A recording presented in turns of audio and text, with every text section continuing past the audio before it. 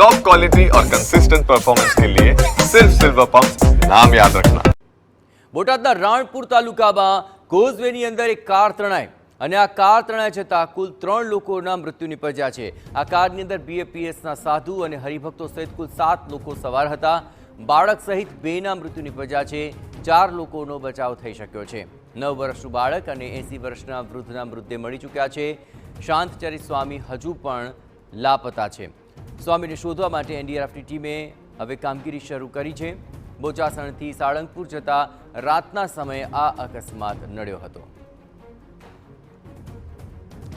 આ કાર તણાઈ ગઈ અને તેમાં અત્યાર સુધીમાં કુલ 3 લોકોના મૃત્યુની પુષ્ટિ થઈ છે, જેમાં એક બાળક અને એક વયોવૃદ્ધની મૃતદેહ મળી આવતા બાદ હજુ પણ શોધખોળ ચાલુ છે। આ ઉપરાંત બીએપીએસના જે સંત તેમની પણ શોધખોળ અત્યારે કરવામાં આવી રહી છે। હજુ સુધી તે લાપતા છે। આ તમામ લોકો બોચાસણથી સાળંગપુર રાત્રિના સમયે જઈ રહ્યા હતા।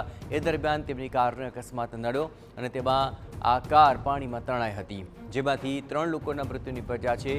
2 મૃતદેહ અત્યાર સુધીમાં બચાવ કામગીરી દરમિયાન ટીમને હાથ લાગ્યા, જોકે હવે બાકીના લોકોની શોધખોળ હજુ કરવામાં આવી રહી છે।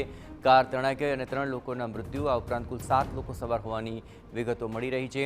4 લોકોનો બચાવ થઈ શક્યો છે અને 2 લોકોના મૃતદેહ મળી શક્યા છે। એક વ્યક્તિની હજુ પણ શોધખોળ કરવામાં આવી રહી છે।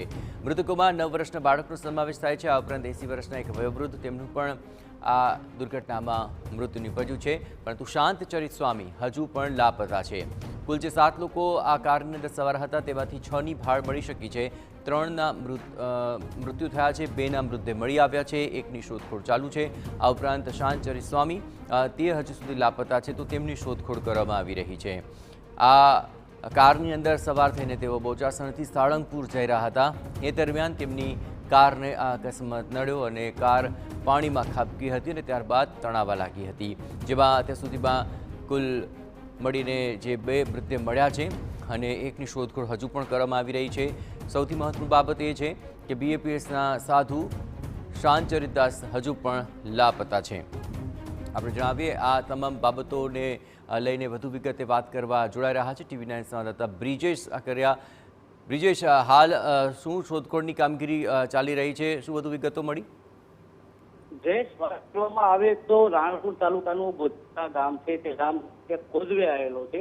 એ કોઝવેની અંદર એક 11:30ની આજુબાજુ સંતો બોચાસણથી સાળંગપુર હરિભક્તો હતા, 2 સંતો હતા અને બાકી હરિભક્તો હતા। તે કાર પાણીમાં તણાઈ હતી। કાણાની સાથે 4 લોકોનો બચાવ થયો હતો અને 3 લોકો તણાઈ ગયા હતા। તેમાંથી 2ની ડેડ બોડી મળી આવી છે। એ લાપતા છે, સંતોષે છે, લાપતા છે। એની શોધખોળ કરવા માટે ભાવનગરથી એનડીઆરએફની ટીમ, બોટાદ લોકલ ટીમ, નગરપાલિકા એફઆઈ ટીમ, બધી મામલતદાર સહિત અધિકારીઓ ઘટના સ્થળ ઉપર છે અને હાલ એનડીઆરએફની ટીમ દ્વારા શોધખોળ કરવામાં આવી રહી છે અને શોધખોળ શરૂ છે। આભાર બ્રિજેશ, તમામ ગતિવિધિઓ પર આપ નજર રાખતા રહેજો। તો હાલ જે બચાવ કામગીરી છે તે હજુ યથાવત છે અને શોધખોળ ચાલી રહી છે, જેથી શાંતચરિત સ્વામીની ભાળ મેળવી શકાય।